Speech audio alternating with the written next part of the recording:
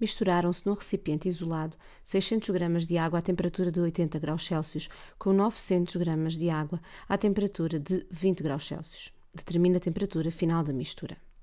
Ora, uma vez que o sistema é isolado, não há troca de matéria nem de energia com a vizinhança, então a energia interna do sistema não vai variar, ou seja, ΔU vai ser igual a zero.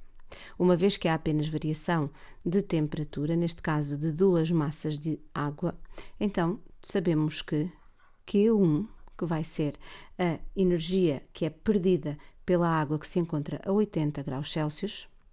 mais Q2, que será a energia recebida pela água que se encontra inicialmente a 20 graus Celsius, vai ser igual a zero. Sabemos também que o calor é igual à massa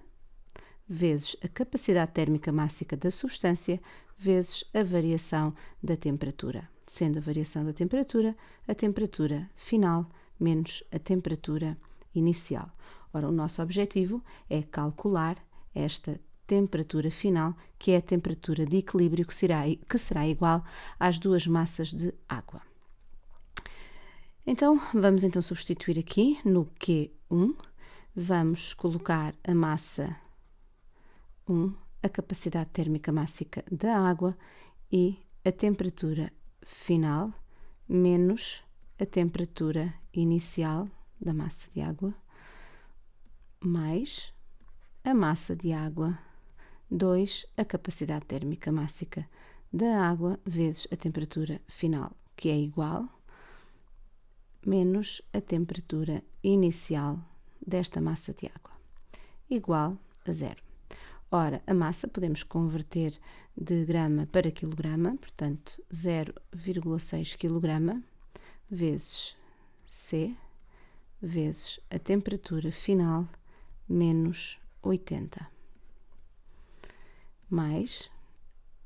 a massa 2, 0,9 kg vezes a capacidade térmica mássica vezes a temperatura final, que é a temperatura de equilíbrio da mistura, menos 20, igual a zero. Ora, não sabemos a capacidade térmica mássica da água, uma vez que as duas massas são da mesma substância, podemos cortar aqui a capacidade térmica mássica, fica então 0,6 vezes a temperatura final, menos 80 vezes 0,6, ou seja, 48, mais 0,9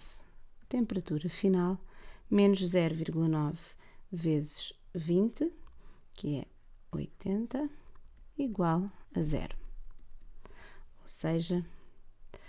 1,5 vezes a temperatura final vai ser igual a 18 mais 48, ou seja, a temperatura final será igual a 66 sobre 1,5, ou seja, a temperatura final, temperatura de equilíbrio, será de 44 graus Celsius, o que faz sentido porque teria que ser uma temperatura entre 80 e 20 graus. Espero que tenhas compreendido. Continuação de um bom trabalho.